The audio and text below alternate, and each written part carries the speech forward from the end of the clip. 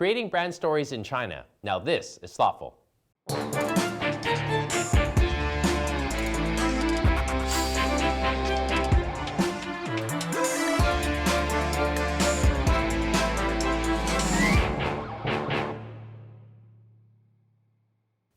Hello, I'm Trevor Lai in Shanghai. Marketers do more than promote products. Especially when it comes to luxury brands, they're building a history and traditions that can last for generations. And successful advertisers strive to develop enormous loyalty and passion from customers. But how do you build brand stories that resonate with consumers? We'll find out this week on Thoughtful China from our panel of experts. Marc Arnold at RTG, Vladimir Djurovic at LabBrand, and Louis Houdart at Creative Capital. And Javier Calvar, Chief Operating Officer at Albatross Global Solutions, will share a thought or two about the role in storytelling specifically for luxury brands in China. But first, with us is Mo Xiaoping, CEO of 16N. Ada, 欢迎来到 Thoughtful China. 首先呢，你可不可以先做一个简单的介绍，关于你自己，还有你怎么会想到创造这个16N 品牌？我原来因为是一个 bear， 那也是在零售行业做了很多年的这个经验。那么再加上最重要的是我跟路易的认识，所以说我们两个人有一个共同的梦想，觉得16N这样的一个品牌可以在中国它很有特色，我们可以把它做得很好。我们先讲一讲品牌故事，因为经常我们在我们节目上面会强调做策划的时候必须要想好你的品牌故事，所以当时候你跟路易在聊的时候，你们怎么样决定首先你们这个名字、品牌的名字、logo、定位还有消费者等等的，这些你们是怎么样决定，然后怎么样去包装起来？那是我们跟路易，我们也是，在法国的这一段时间，我们做了很多的试调。那包括路易的背景，他们家的一些家族的背景，再加上路易他是对法国就是说文化是本来就是法国人，再加上我们这个品牌就是说16N其实就是说在法国它是一个16区的意思。那路易从小是在16区长大的，那我觉得这种 DM 基因是别人不可以复制的，所以说我们当时就决定用16N这个品牌来推广。这样，你觉得现在中国的消费者，对于品牌的故事，他们很注重吗？还是你觉得这个比较在他们眼里中没有价钱那么重要？我觉得中国的消费者应该目前是一种引导的趋势。我觉得其实对品牌故事有一些特别，对我们16N定位是属于轻奢男装中最高端的这种品牌。那我觉得很多男生他还是喜欢听故事的。我觉得，因为故事当中有很多，就是说我们通过衣服的载体去传递我们这一季想要表达的东西。那我们可能路易这边从企划开始，我们再一直到我们的 marketing， 再一直到我们的衣服的表现上都能代表这一季。比如说我们 Milias 那上面肯定有很多的图案啊，有很多的故事情节啊，有很多的小细节啊，这一些其实很多时候就会在衣服当中表现。所以我认为品牌故事非常重要。如果要做一个品牌，你要做长久的品牌，就一定要有故事。那我们有很多大的品牌上节目的时候，他们可能会投很多电视广告啊，或者杂志广告等等的。但是你们作为也是一个现在成长的很快的一个品牌，你们会投比较传统呢，还是会用社交媒体比较多一点？我们会用社交媒体比较多一点，因为我觉得这个年代就是一个粉丝经济的年代，更多的是通过一些粉丝的传播啊，一些网红啊，包括一些达人啊，包括一些明星啊，我们会通过这一些手段去传播。那他们会怎么样发现你的品牌呢？还是你们会主动去找他们？我觉得我们都是无意中被发现的，他们很喜欢我们的品牌，有很多明星就穿了我们的衣服，就无意帮我们做了很多的广告。那我们如果观众有其他的设计师啊，或者小企业家，他们也想建立自己的品牌，你有什么好的指导，或者有什么好的想法可以分享给他们呢？我觉得首先作为一个品牌，首先就是你刚刚问到的品牌的定位很重要，卖给谁？那么还有品牌的那个年龄定位也很重要，还有价格的定位也很重要。如果说，那么我们面对是什么样的消费者？如果我们把这个几点都想明白了，那我就觉得很明确，就是说你推向市场的时候，一定可以得到消费者的认可。那当然，消费者太多了，不是所有的消费者都适合你的东西，是关键。我们16N的消费者就是有这样一波对时尚有一些理解，对自己有一些生活的这种追求，对自己有一些感觉的人，可能会选择我们的衣服。所以说，我觉得这个很重要。我相信作为一个设计师、创造师，还有企业家，你肯定也在成长当中也碰到很多不同的挑战，很多不同的钉子。你可不可以分享一下你有哪一些挑战碰到了，然后之后学到很多东西？那当然，我觉得其实做一个做品牌，它不是那么简单的。我觉得前期的，所有的一些规划啊，前期的所有的一些投入啊，前期的所有的一些就是说，包括就是说在选择商场的这种定位啊，当时可能也会有一些就是说选择上可能也是会有一些问题的。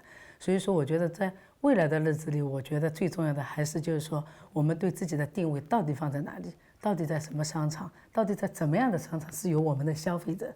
那我现在确定，我感觉就是对我们16汶来讲，还是在一些1、2类城市相对比较，就是说消费能力比较强的，就是说客群比较年轻的，因为我们的目标主要是25岁跟35岁的消费者。所以说，在这一方面，这个就是说，是我们接下来就是说会做严格的这种试调嘛，我觉得。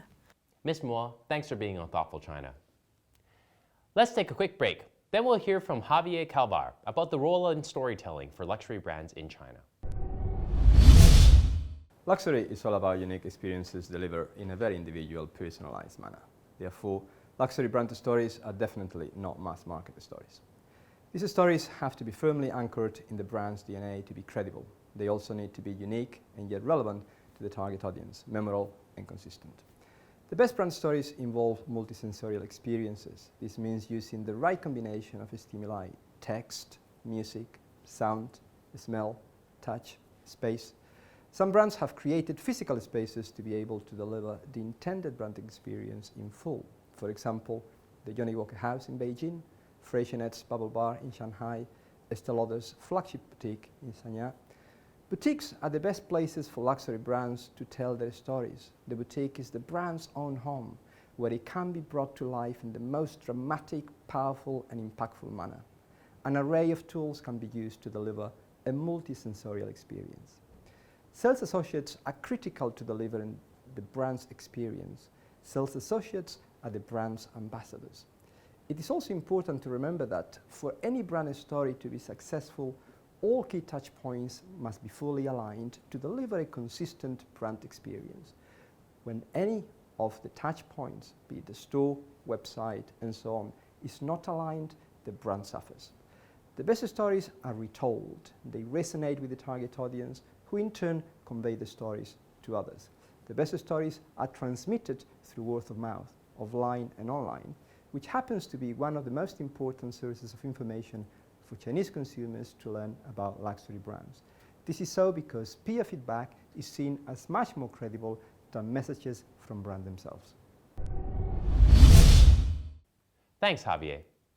We're back in our studio today with Louis Houdart, founding partner at Creative Capital, Shanghai, Vladimir Djurovic, the CEO of Lab Brand, and Marc Arnold, Executive Planning Director at RTG. Thanks for coming today. Today we're talking about how to create brand stories, and this is obviously an area that each of you are experts in, but for different segments of the market. Vladimir, why don't you get us started and talk about some of the tools that you give your clients at Lab Brand to tell their stories? Telling stories, I think, is an interesting topic. Just forward on storytelling, I think it's a huge mega trend that has been lasting over decades. There is, I think, an expectation that is constantly growing of consumers that the products that the brands they use are kind of a bearer of meaning and in kind of a quite complex and sophisticated realm of experience. So we as branding experts come into that quite good context when there is this strong expectation.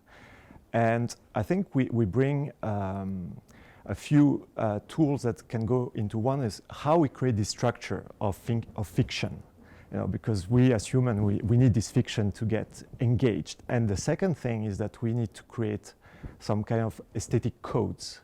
Another thing during this storytelling, because I need to keep your interest as someone listening to my story, you need to create this emotion that engage with the consumer. A note of sense is, Marc, obviously when you work with luxury brands, they're all about immersing consumers now into this sensory experience, if you will. Exactly. So can you talk a bit about your experience, because obviously RTG, when it comes to events and having those large-scale events and experiences, that's something that you're very strong in. So when you talk to a client in the beginning and some of those elements and codes that Vladimir just mentioned, how do you turn those into a physical experience? Yeah, sure. I mean, at RTG, we actually focus now more on strategy than just events. But honestly, yes, great luxury brand and business in general are great storyteller. And when we first meet, especially Chinese clients today who come to see us and ask us, how do we build a luxury brand? Our belief is that in a world of product, every single product is equal. So we always tell them that there is no real difference between their product and Hermes product. But in a world of brand, products are replaced by stories. And really stories is what people remember you by. So that's essential to understand how to build a luxury brand. And people remember not necessarily the Coco Chanel story. They don't necessarily remember the product, but they know when they purchase the story of Coco Chanel. They have seen the movie about Coco Chanel. They have a specific affinity with her story, and they resonate with it. So if you don't have as a brand great stories, what's happening is that you are just a commodity. And if you're a commodity, the only winner is the low-cost producer. So this is really essential, and is what we basically said to our client to start with. But yes, when we start with, we initially work with Zegna. We work with Louis XIII over the past 3 years, and then essentially these two brands are very strong luxury brands. But today they are facing difficulties and challenge. They need to rejuvenate themselves. They need to inject energy. They need to relook at their stories. So when we started to work with them, essentially what we did is we knew we had to tell authentic stories, emotive, compelling stories. We knew that we need to tell stories that don't necessarily entertain, but it's stories that really reach people, mean something. Stories that are really rooted into also the brand history. Yeah. So what we did is we actually did like anthropologists. We went back into Zegna story, Louis XIII story. We studied their history. We studied their 150-year history. And we wanted to fully understand the story ourselves first before to tell that story to consumer. So it's like you delve and you become a partner in the brand. And Louis, in your experience, I mean, is that research and that immersion portion for your team, is that one of the most exciting parts of creating the storytelling? Definitely. I mean, a brand is like a human being, so it's a soul. And a human being is someone very consistent. So many companies, when they think about their brand, tend to focus on micro detail. For example, is this bottle is the perfect bottle, or is this packaging is the perfect packaging, or is this celebrity is the right celebrity? Well, actually, a brand should be looked at a 360-degree person, and every single element of this brand should be extremely consistent. A beautiful example would be brands like L'Occitane or Fresh or Innisfree. I mean, if you go to L'Occitane store, you can close your eyes and it smell, feel, touch like Provence. Or if you go to Kiehl's, I mean, you are in a New York apothecary shop. So consumers might not have been to Provence, but because the codes are so clear that they will feel the genuinity, the true message that the brand is trying to give to the consumer.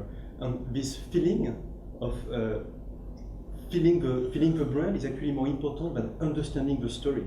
Like a consumer is going to a Louis Vuitton store, for instance, you will not find on the wall the story of Louis Vuitton was the story of a trunk maker 130 years ago making trunks for the rich and famous. But you've got this feeling of luxury traveling that will be delivered through the key visual of Sean Connery on an exotic beach with his bag, or with window displays of exotic birds flying to the sky. But let me say, I've noticed that all three of you have cited brands that have 150-year histories or, incredible, stories and budgets. But when you talk about Chinese brands and creating storytelling that works for Chinese audiences for Chinese brands, can any of you cite examples that you've worked on? I mean, I haven't worked with them, but a good example would be Initial, for example, from Hong Kong.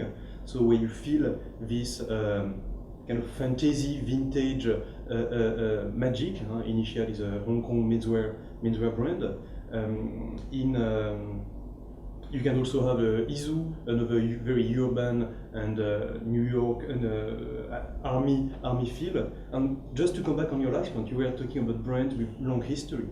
L'Occitane is actually a pretty recent brand, and consumers believe and feel that it's a historical brand started 90 years ago in Provence.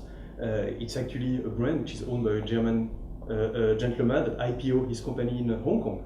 So from Provence, there's the feeling rather than a true story.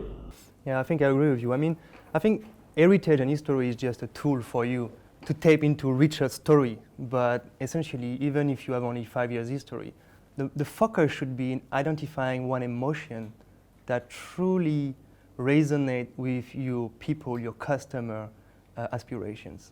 At the end of the day, these brands are here to build long-lasting relationship. And what makes a relationship last is really emotion and trust. And so what we do is we essentially try to not look at what is your different I would say stories within your rich heritage, but rather focus on what is that emotions you want to capture in the next 5-10 years. Right, and then take perhaps the selected parts of your history and narrative that feed the emotion and that support that.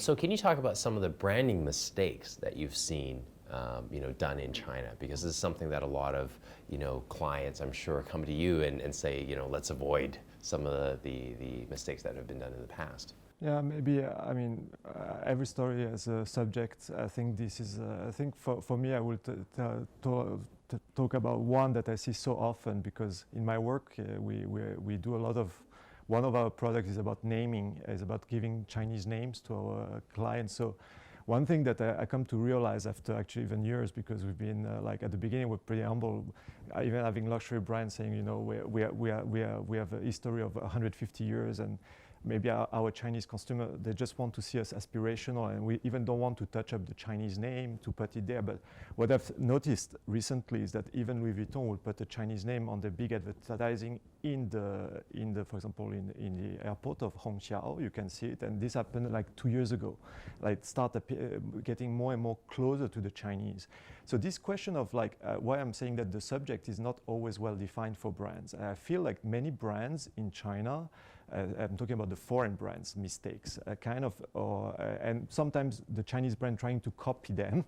Right. But let's say that for those foreign brands, sometimes they appear with a logo that is in English, and they haven't really defined how Chinese people will call them. As simple as that. And one example for me is really incredible, and that really I can't believe this happened. Is if you think about Lacoste brand in China, this crocodile, for more than decades they've been selling and reasonably successful, but they never have clarified with the customer what's the name. Everyone called them Euyu, like crocodile. Yes, Euyu, where there are so many other crocodiles having the same visual. Correct, yeah. So they were tolerating such a confusion in storytelling with all these brands around them being able to interfere with the message, resulting with one Chinese brand being called for themselves crocodile in English, even more consistent if you want, to become even bigger than them. Yes.